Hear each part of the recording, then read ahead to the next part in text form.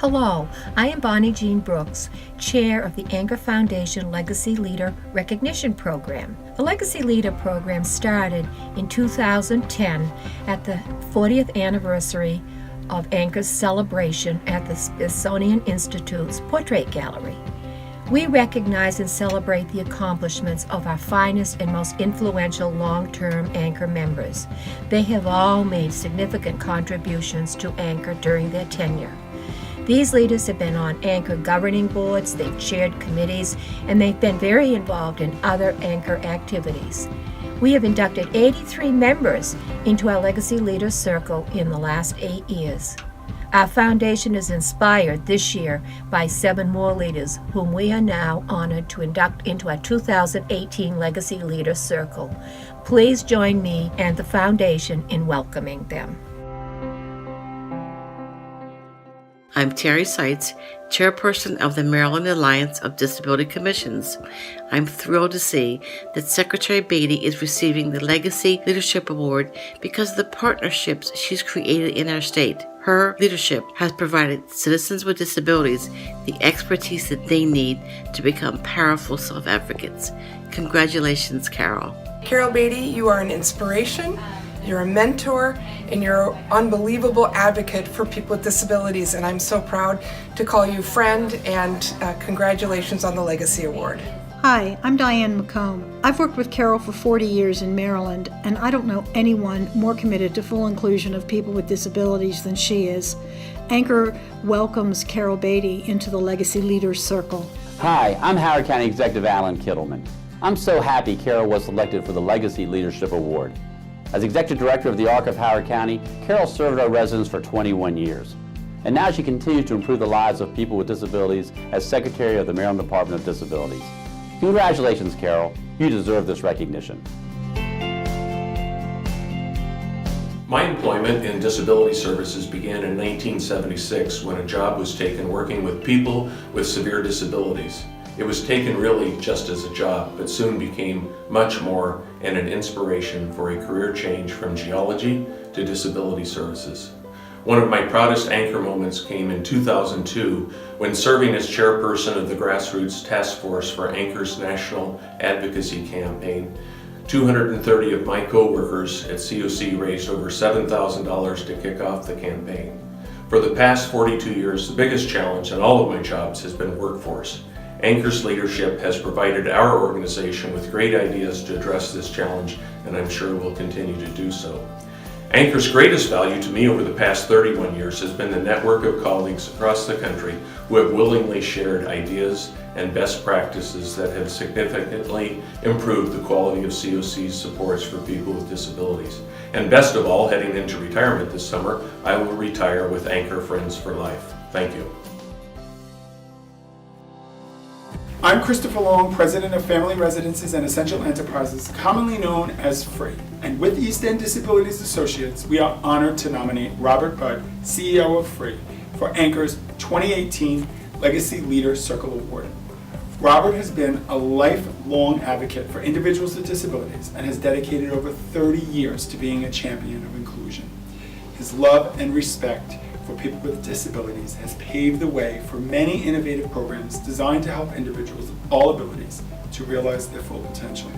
Robert is actively involved with many human service agencies that support people with developmental and other disabilities. He is the Vice President of the Board for ANCOR, past President of NYSACRA, and continues to serve and take leadership roles on many advocacy boards, both regionally and nationally.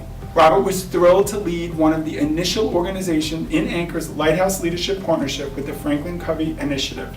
Robert is excited to be the co-chair for the ANCOR Foundation's National Advocacy Campaign and is dedicated to spreading the word on the magic that gets created in our field on a daily basis. For these accomplishments, Robert is most deserving of this prestigious award. Congratulations, Robert. I was initially introduced to ANCOR in the 90s by Frank Capone, the former CEO of Liberty ARC, where one of our family members still has the good fortune of residing today. I was immediately impressed with the execution of the ANCOR member organizations in achieving their missions, but even more so with the resiliency of overcoming the regulatory challenges that seem to constantly be occurring.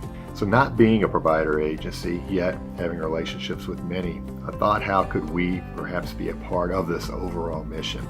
And as my good friend and colleague John Rose reminds me, it's about the M&Ms. It's mission and money.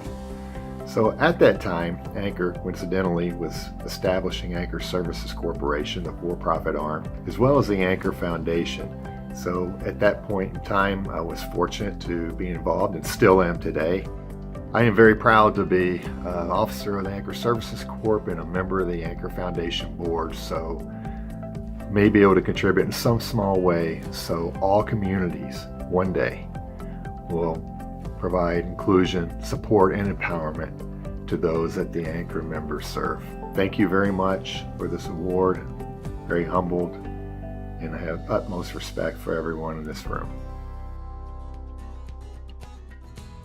John SEVERTSON, retired CEO of One Vision, formerly Opportunity Village, first attended ANCOR with Gary Marasco in the early 1990s.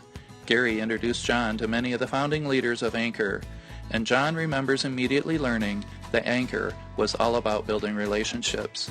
He considered that a valuable and lasting introduction to his own 20-year relationship with ANCOR. As a member of the Government Relations Committee, John's primary focus and area of expertise was the employment of individuals with disabilities. His success in directing the ANCOR board and organization in expanding its scope and vision was positive and consequential and met a growing need in the ANCOR community.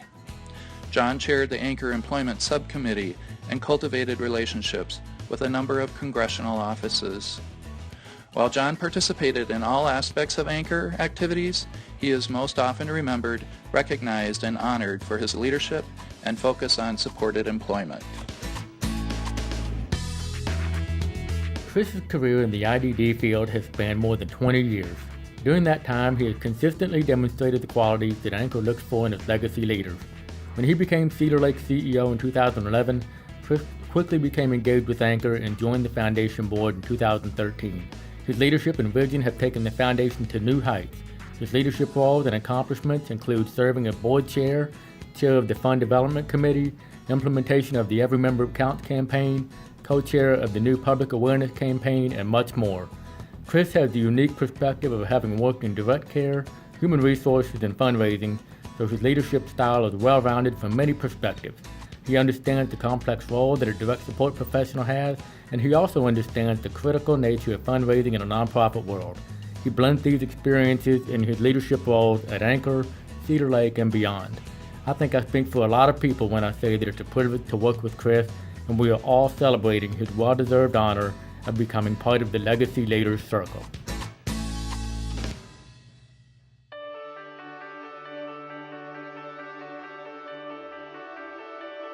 I went to graduate school, and the first job I was offered was at the Laconia State School and Training Center, where I was an aide.